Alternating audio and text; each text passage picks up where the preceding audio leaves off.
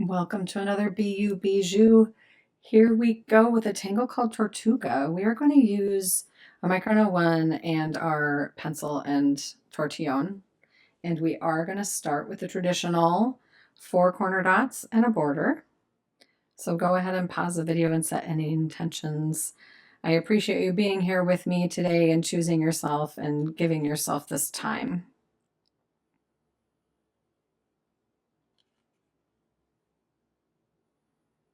So I'm just 4 corner dots and creating the border. I am not being extremely precise about it. This practice has actually helped me let go of some perfectionism, and I realize that I like things, I'm going to say on the whimsical side. I like them lovely and tidy as well, but my happy place is to not think about the precision of what I'm drawing and to just be in the moment of what I'm drawing. So Tortuca is, I'm going to spell it on the back, Tortuca.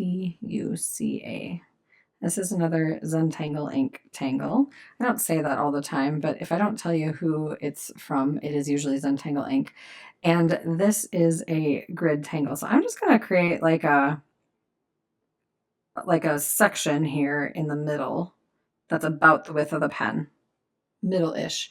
And the lines don't have to be perfectly straight. You can make them a little wavy if you wish, up to you. I'm going to have them kind of sort of evenly spaced. And then I'm going to do that same thing on the other side. I'm going to kind of like frame the corner. I kind of like how that happened. And I'm not, again, worried if I'm exactly in line with the corner. I'm just kind of playing with the idea that there's some square-ish shapes happening on this tile, and they can be a bit wiggly. I guess I'm going to say wiggly. So now we have this grid with these diamond-like shapes. And then the next step is to draw a spiral in every square. And I don't like go out and like fill in the space, if that makes sense.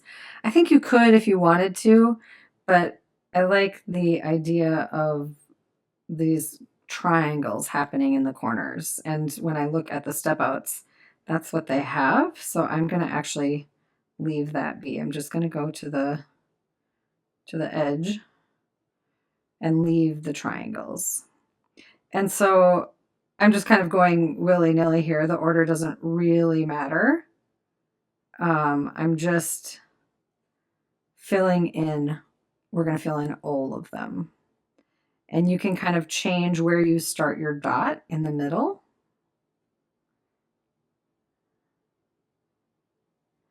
And like turn your tile a little bit so that maybe it looks a little bit different, or you can keep your tile in the exact same direction and have them be more uniform. That's completely up to you.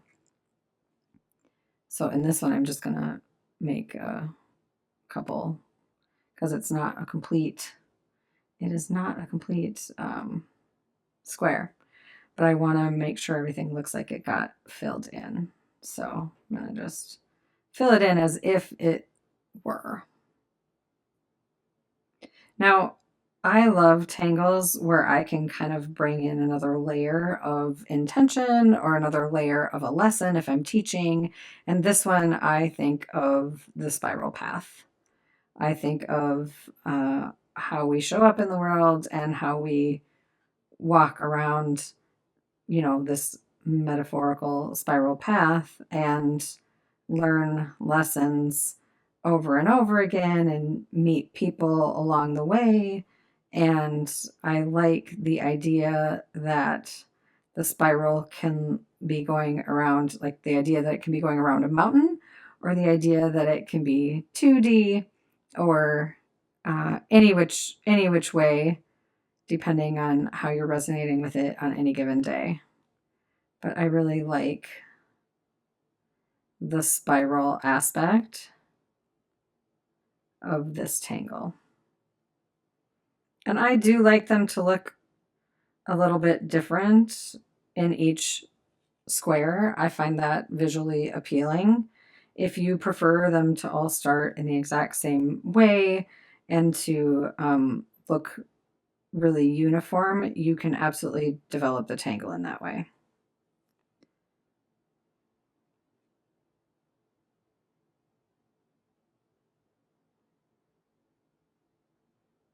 And I'm not really worrying about which direction I'm going or how I'm filling them in because I'm going to fill in all of them. So that part doesn't really matter so much. I don't have to worry about getting lost because when it comes to the end, I will notice if I forgot one.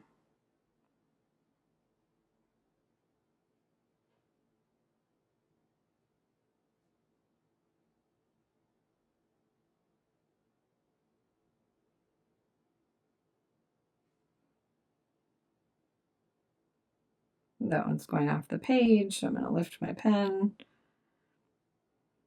And this one is probably just arches. And this one too probably has a few, maybe 3. And then one last square to make the dot and then spiral around. Next up, we are going to shade this tangle. So I'm just going to shade this by retracing the grid right on the line of the grid.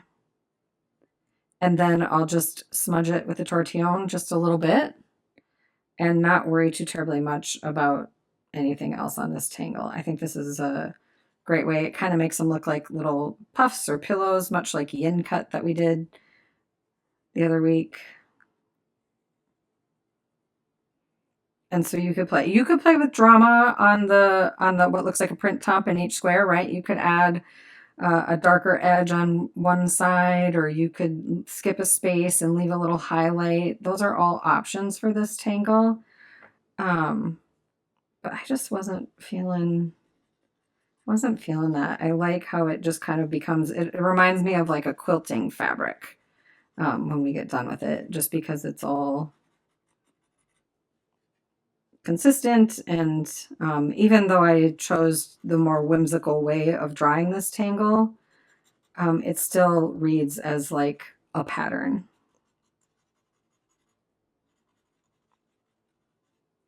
And then I am going to go around it. You can see how that changes. Maybe that way's better. How that just, it adds so much interest to this tangle.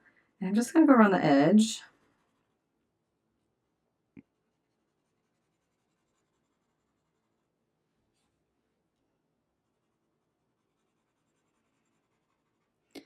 And smudge that border that we drew. Now, I'm trying to figure out where I want my chop. And I feel like I see a nice big space right here. And so I'm just going to sneak my chop in down here. I would say I sneak it like I'm trying to hiding it. I'm not trying to hide it, but I also want it to be in the flow of the design or to be meaningful where I put it versus just like this big, you know, sticking out object on a tile where it doesn't go with the flow. So that's my intention when I draw my chop. And then on the back, we can date it and write BU Bijou. And then your initials and anything else that you want to include on your tile for today. I appreciate you joining me. Thank you for spending this time, and I hope you enjoyed this tangle. Have a great day. Bye.